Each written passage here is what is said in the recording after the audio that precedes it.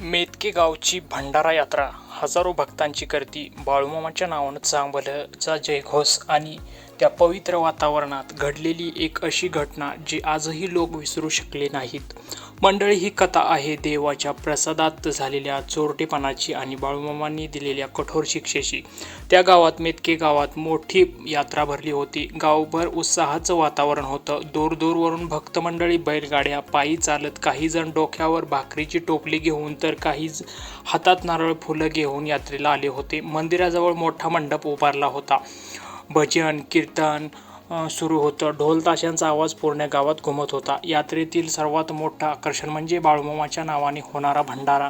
मोठमोठ्या कालियामध्ये खीर शिजत होती. तब्बल 21 कायली खीर तयार होत होती. दुधाचा सुगंध, वेलचीचा वास आणि साजूक तुपाचा दरवळ सगळीकडे पसरला होता. भक्त मंडळी सेवा करत होती. कोणी लाकूड आणत होतं, कोणी पाणी भरत होतं, तर कोणी प्रसाद वाटण्यासाठी पत्रावळ्या मांडत होतं. त्याच वेळी एक भक्त मोठ्या श्रद्धेने 2 पोती फुटाणे आणि साखर घेऊन आला. तो नम्रपणे म्हणाला, मामा, माझ्याकडून ही छोटी सेवा खिरीसाठी वापरा. त्यांची श्रद्धा पाहून सगळे आनंदी झाले. ते फुटाणे आणि साखर स्वयंपाक करणाऱ्या आचार्याकडे देण्यात आले. तो आचारी दिसायला साधा होता, पण मनात मात्र थोडा लोभ दडलेला होता. खीर शिजत होती. आचारी मोठ्या डावाने खीर हलवत होता. आजूबाजूच्या कोणी पाहिलं नाही. तो पाहून हळूच मुठभर फुटाणे तोंडात टाकायचा, थोडी साखर खायचा, पुन्हा काम करायला लागायचा.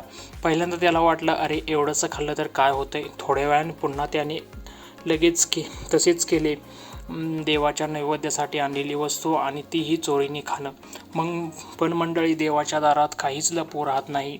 बाळूमामा दूर बसले होते. त्यांच्या चेहऱ्यावर शांतता होती, पण त्यांची नजर सगळीकडे होती. कोण काय करतंय, कोणाच्या मनात काय चाललंय हे त्यांना क्षणात समजत होतं. आचारी पुन्हा एकदा साखर तोंडात टाकणार इतक्यात अचानक त्याचा हात थरथरायला लागला. डोळे फिरले आणि क्षणात तो जागच्या जागी कोसळला. सगळीकडे एकच गोंधळ उडाला. अरे काय झालं? पाणी आणा, उचला त्याला. लोक धावत आले आणि काही जणांनी त्याला उठवून बसवलं, पण त्याचं शरीर थरथरत होतं. चेहरा फटक पडला होता. तो बोलायलाही घाबरत होता. तेवढ्यात बाळूमामा उठले. सगळीकडे शांतता पसरली. मामा हळूहळू त्या आचारीजवळ आले. त्यांनी नजर कठोर झाली होती. मामा मोठ्या आवाजात म्हणाले, देवाला नैवेद्यही झालेला नाही आणि तू आधीच प्रसादावर डल्ला मारतोस. सगळे स्तब्ध झाले. मामा पुढे म्हणाले, ही खीर बाळू धनगराच्या नावाची आहे, हजारो भक्तांच्या श्रद्धेची आहे आणि तू चोरीने खातोस. देवाच्या दारात चोरटेपणा चालतो असं वाटतं का तुला? आचारी घाबरून थरथर कापू लागला. त्याच्या डोळ्यातून अश्रू वाहू लागले. तो हात जोडून म्हणाला, मामा, माझी चूक झाली, मला माफ करा. मामा म्हणाले, माणसाला बाहेरच्या जगात फसवणूक करता येईल, पण देवाला नाही. प्रसादाला एक क्षणही श्रद्धेचा असतो, दानाही श्रद्धेचा असतो. प्रसादातला एक दानाही श्रद्धेचा असतो. त्यात लोभ मिसळला की शिक्षा ठरलेली असते. हे ऐकून तिथे उभ्या असलेल्या प्रत्येकाच्या अंगावर काटा आला. मामा पुढे म्हणाले, सेवा करताना मन शुद्ध असलं पाहिजे. देवाकडे केलेल्या कामात स्वार्थ आला तर पुण्य नाही, पाप होतं.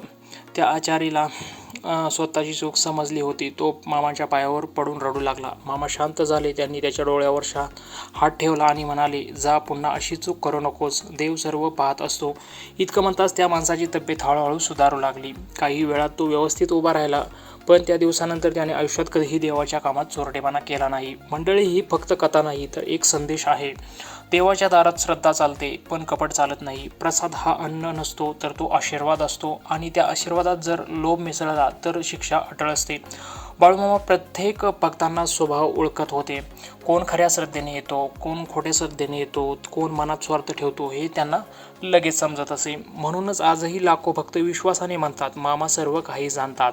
आजही मेतके गावात ही घटना सांगितली जाते आणि लोकांना शिकवण दिली जाते की देवाच्या दारात प्रामाणिकपणा सर्वात मोठा असतो.